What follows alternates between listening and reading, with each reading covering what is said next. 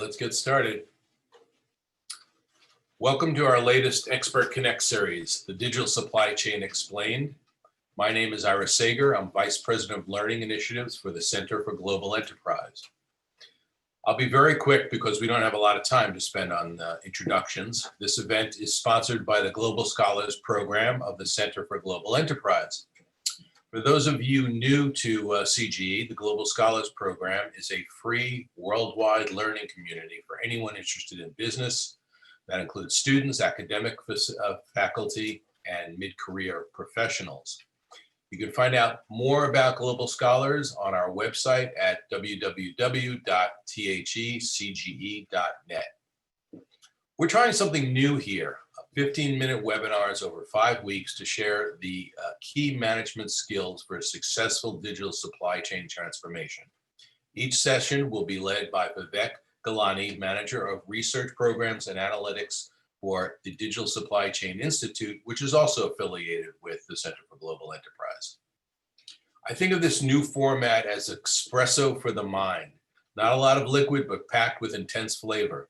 Our format may be brief, but it will be packed with information essential for success in the digital economy.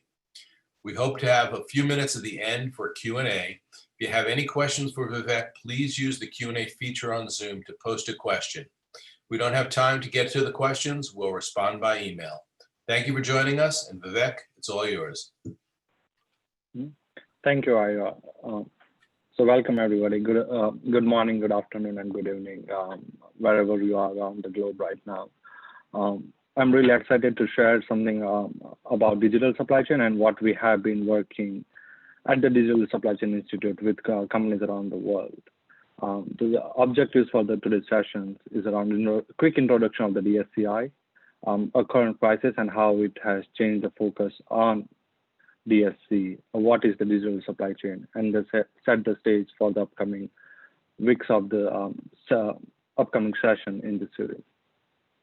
So as Ira mentioned that Digital Supply Chain Institute is a part of Center for Global Enterprise, is one of the member-led Center for Excellence within that group. DSCI helps companies around the world rapidly transform their supply chain by utilizing the vision and the tools of digital supply chain. We work with members of the Institute and develop management practices that can be used to transform a digital supply chain. And DSCI also engages in a proof of value project where we work on an applied project where a business value can be derived using an innovative approach. To give you more background on the membership, currently we have 4 co-chairs of the Institute. As Ira mentioned, Sam Parmigiano is a founder and chairman of the Center for Global Enterprise. We have 3 other co-chairs, Colin Brown, COO of Under Armour, Mike Crow, CIO of Colgate-Palmolive, and Andres Soldo, VP of Global Operations Strategy Dev. Back to topic of digital supply chain, I think after this pandemic hit, I think it put a spotlight on the topic of supply chain. It became the hot topic for the primetime news, and companies around the world are trying to preserve and trying to maintain their business and financial results. Customers and suppliers are experiencing the impact of product shortages around the world, and there is a wide fear of global economic meltdown. Companies around the world are fearing that the second-tier or third-tier suppliers won't have enough cash to even deliver the raw materials to them. So companies are trying to collaborate with their supplier and make sure that they have enough products in their hand.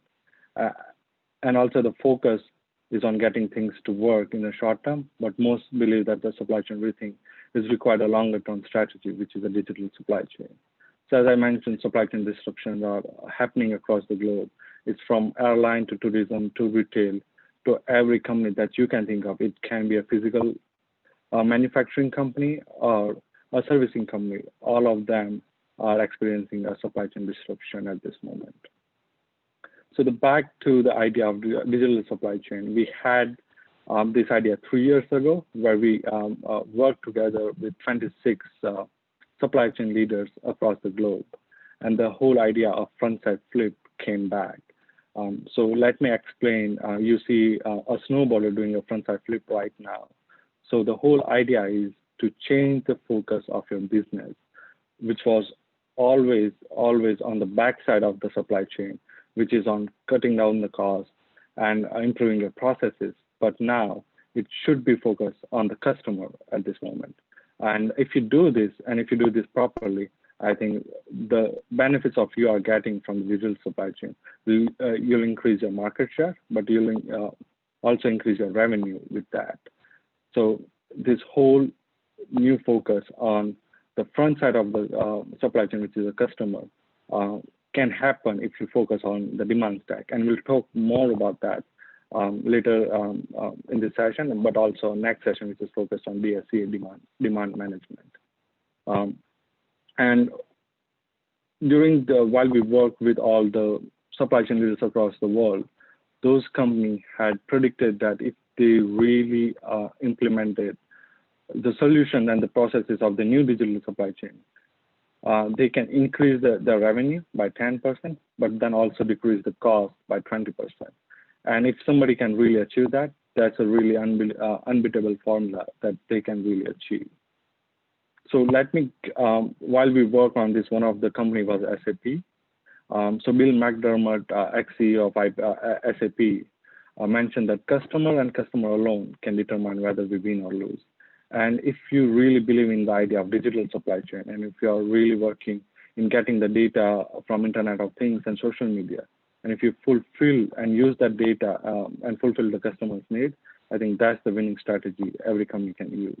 And you can use that to improve your revenue, increase your revenue, and also cutting down the cost.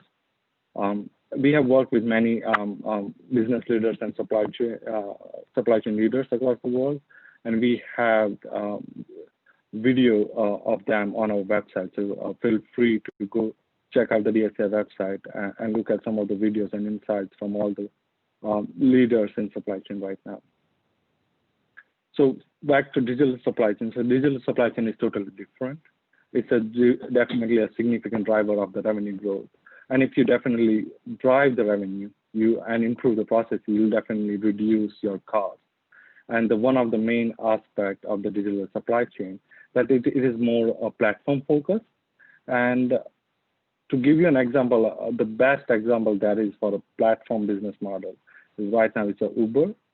So nobody ever thinks about that Uber has a supply chain, but it is a supply chain because it has completely changed the idea of a physical taxi industry to an online platform taxi industry where you can see the inventory of taxi, you can order one, and you can see the time when you'll get your services fulfilled. So if every company thinks about how they can change their business model to a platform business model and how they can innovate it and connect directly to the customer, I think that's the winning strategy for it. Also, if you transform your supply chain to the digital supply chain, you'll achieve a higher level of automation. And a good example for this is so many companies are trying to implement the digital supply chain performance metrics. And one of our member companies is trying to implement a performance metric, which measures the percentage of order fulfilled without any human interaction.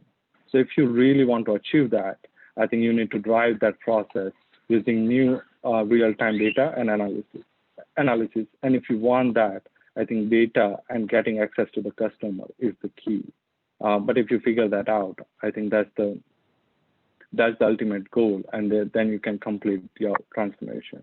And if you do all of this, I think the final goal is customer gets what they want even before they know what they want. If we combine all of it, we can go to the definition of a digital supply chain. So the digital supply chain is a customer-centric platform model that captures and maximizes the utilization of real-time data coming from a variety of sources. And as we talked about demand stack being one of the most important part or focus area for the digital supply chain, demand stack has 4 elements: demand stimulation, demand management, demand matching, and demand sensing. We will go into more details in the next session, but I'll give you a quick explanation of demand stimulation. So demand stimulation was not part of a traditional supply chain. All the traditional supply chain were usually focused on demand management, demand matching. Once you get an order, you just try to fulfill that order. and demand sensing. The demand stimulation is making sure you use your supply chain processes to increase your revenue. How you can make your supply chain a competitive advantage or a revenue source for your company instead of being a cost source for your company. And if you do all of this, I think the ultimate goal is to optimize the performance and minimize the risk. So one of the other quotes that we have is from Sudhir Reddy, Chief Information Officer at Edison. They are a servicing company based in San Francisco. And they really believe that if they cut down the cost but more importantly, create customer confidence, it can really win them more businesses. And they estimate that if they achieve the digital supply chain capability, the revenue can be grown by 10 to 15%. So one of the 4 elements while working with all the CEOs and business leaders around the world, we have discovered that demand, people, technology, and risk are the final 4 elements of the digital supply chain. So demand is all about real-time continuous engagement with customers. And right now it's a new customer. So after the pandemic, the expectation of the new customer has really changed. Instead of some of the customers, instead of expecting a product in a day or 2 days, now they are even happy if they can get a product within a week. And this may change after 6 months, but getting those continuous engagement and expectation and their behavior of your customer or consumers, I think that is really will drive your demand and will drive your demand forecast and will improve your demand forecast accuracy. So that's one aspect and focus area of the digital supply chain. Next is people. And it's all about cultural and organization shift. And I think this is the most important in terms of if you don't have a data-driven decision-making people, I think you will lag behind in your transformation. And to do that, we'll talk about more about the skills required and the talent and how you can hire or acquire this talent to do the necessary change and change it to the digital supply chain. Next is technology. And obviously, if you want to transform to a digital supply chain, you definitely need a catalyst like blockchain or 3D printing or AI and ML to do this. And we'll talk more about how you can use technology and proof of value concept to really drive the change in your organization in terms of digital supply chain. And the last is risk. So risk is all about, it's just not about compliance and IP risk, it's also about cybersecurity risk.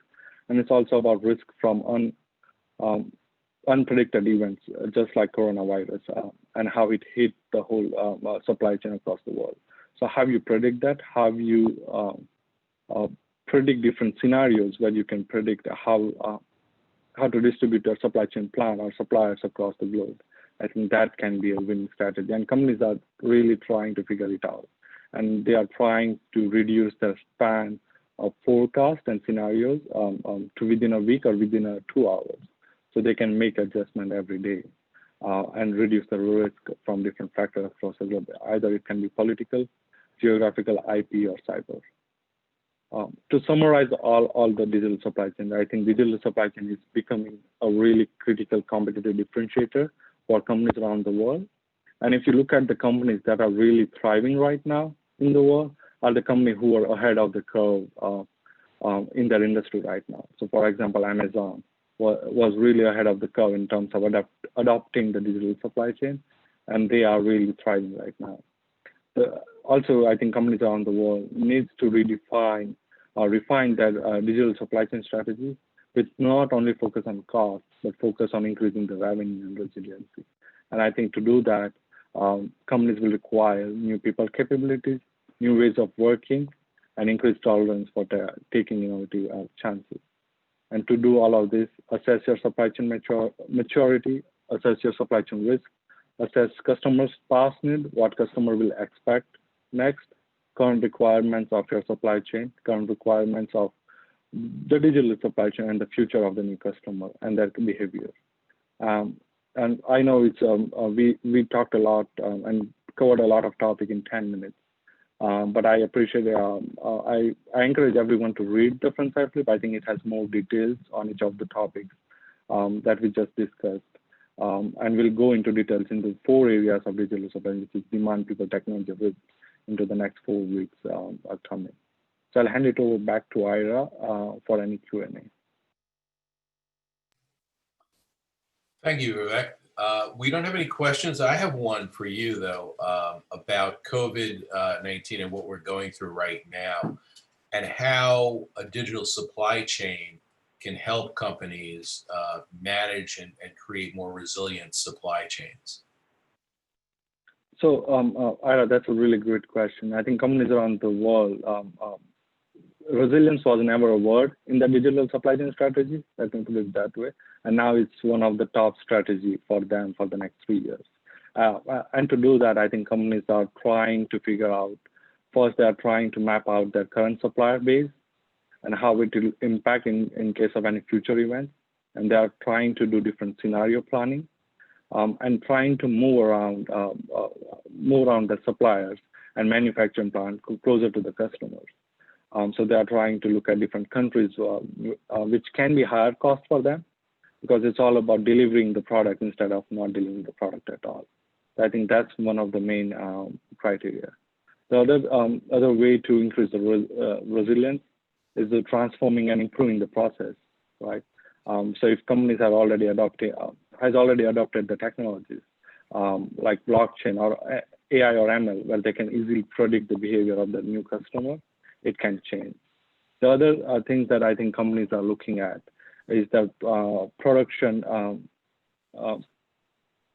variety. So some of the products they used to manufacture at a lower scale, but now they are manufacturing at a higher scale, just to make sure they deliver on time and they don't care about the size of the product, because customer really wants it right now. So how you use all that information, I think that's really key important, and companies are doing that. Very good. Thank you. Now, Vivek, if you want to close it out, and yeah. just posted the link to the Digital Supply Chain Institute website. We encourage you to go there and our Twitter feed, and I'll let you wrap it up, Vivek. Thank you, Ira. So thank you everyone for joining today. I know it was a short webinar, but definitely reach out to us if you have any question regarding digital supply chain or any aspect of the digital supply chain. Definitely visit us on dscinstitute.org, as Ira mentioned. Also follow us on LinkedIn and Twitter. The next session we'll have is on DSC demand management, which will be on August 26th at 11 a.m. Eastern time. So again, thank you everyone for joining today. Stay safe, and that's all for today. Thank you, everyone. Bye-bye.